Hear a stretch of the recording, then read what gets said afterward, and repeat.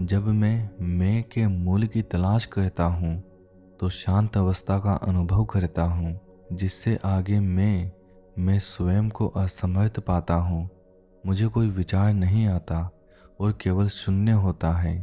एक प्रकार सौम्य व्यापक प्रकाश होता है और मुझे ऐसा लगता है कि यह अशरीर मैं हूँ। मुझे कुछ मालूम नहीं होता और शरीर या रूप नहीं दिखता। ऐसा आनंददायक अनुभव आधे घंटे तक रहता है। क्या मेरा यह निर्णय सही है कि अखंड आनंद अर्थात निर्वाण या मोक्ष कुछ भी कहा जाए, उसे प्राप्त करने के लिए निरंतर अभ्यास से ऐसे अनुभव की अवस्था में घंटों तक, दिवसों तक, महीनों तक रहना जरूरी है? महर्षि, इसका अर्थ तो मनोलय या विचारों की अस्थायी निश्चल अवस्था कहा जाता है। मनोलय एकाग्रता की एक अवस्था होती है जिसमें विचारों की गति कुछ समय के लिए रुक जाती है। जब यह एकाग्रता समाप्त हो जाती है तब पुराने और नए विचार पूर्ववत उत्पन्न होते हैं।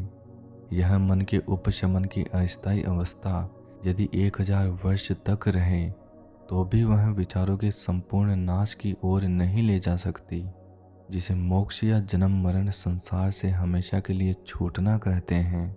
इसलिए अभ्यासशील साधक को निरंतर सतर्क रहना चाहिए और आंतरिक रूप से यह अन्वेषण करना चाहिए कि आनंद का अनुभव करने वाला कौन है।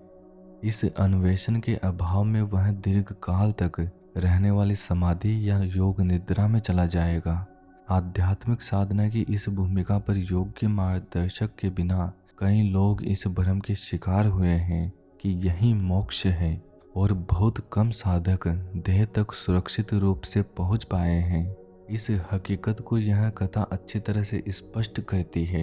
एक योगी गंगा किनारे कई सालों से तप कर रहा था। तब उसने एकाग्रता की ऊंची भूमिका प्राप्त कर ली तो उसने यह मान लिया कि इस अवस्था में लंबे अरसे तक रहना मोक्ष है और उसी का अभ्यास करने लगा। एक दिन गहरी समाधि में जाने से पूर्व उसे प्यास लगी और शिष्यों से गंगा से थोड़ा पीने का पानी लाने को कहा, लेकिन जल लेकर शिष्य आए तब तक वह योग निद्रा में जा चुका था और उस अवस्था में बहुत वर्षों तक रहा, जिसके दौरान गंगा प्रवाह दूर हट गया था।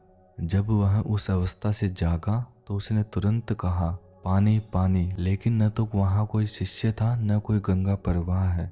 सबसे पहले जो चीज उसने मांगी वह थी पानी, क्योंकि समाधि में जाने से पूर्व उसके मन की ऊपरी सतह पर पानी का विचार था और मन को एकाग्र करके, चाहे वह एकाग्रता कितनी ही गहरी और लंबे अरसे तक क्यों न हो, उसने सब विचारों को अस्थायी रूप से शांत कर दिया था। जब उसकी चेतना वापस आई तो वह ऊपरी सतह वाला विचार पूरी शक्ति एवं वेग के साथ वर्षाकालीन बांध तोड़कर बहने वाली नदी के बाढ़ के प्रवाह की तरह ऊपर आ गया। ध्यान में बैठने से पूर्व क्षण में आए विचार का यदि यह प्रभाव है तो इसमें संदेह नहीं कि उससे पहले लंबे समय के दृढ़ मूल हुए विचार भी उसी तरह सुरक्षित बने रहेंगे। यदि सब विचारों का नाश मोक्ष है तो क्या उसने मोक्ष पा लिया था? क्या ऐसा कहा जा सकता है? साधक अस्थायी मनोलय तथा अस्थायी मनोनाश के भेद को ठीक से समझते नहीं। मनोलय में विचार तरंगों का अल्प विराम होता है, जिसकी अवधि चाहे 1000 साल की भी हो।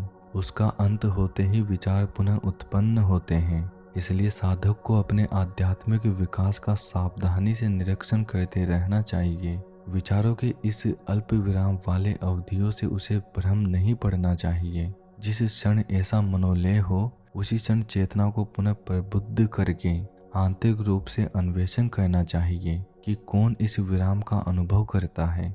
किसी भी वृत्ति या विराम को परिचय न देते हुए साधक को इस योग निद्रा या आत्म सम्मोहन से भी अवश्य बचना चाहिए। यद्यपि यह ध्येय के प्रति प्रगति का चिन्ह है, फिर भी यह वह बिंदु है जहाँ से मोक्ष और योग निद्रा के मार्ग अलग होते हैं। मोक्ष का सबसे सरल, सीधा एवं छोटा मार्ग विचार मार्ग है। इस अन्वेषण से आप विचार शक्ति को तब तक गहराई में ले जाते हैं जब तक वह अपने जन्म स्थान तक पहुँचे और उसमें समा जाए। तभी आपको भीतर से उत्तर मिलेगा और आप सभानता पूर्वक यह जानेंगे कि सब विचारों प्रवृत्तियों को हमेशा के लिए नाश करके आपको पूर्ण विराम मिल गया।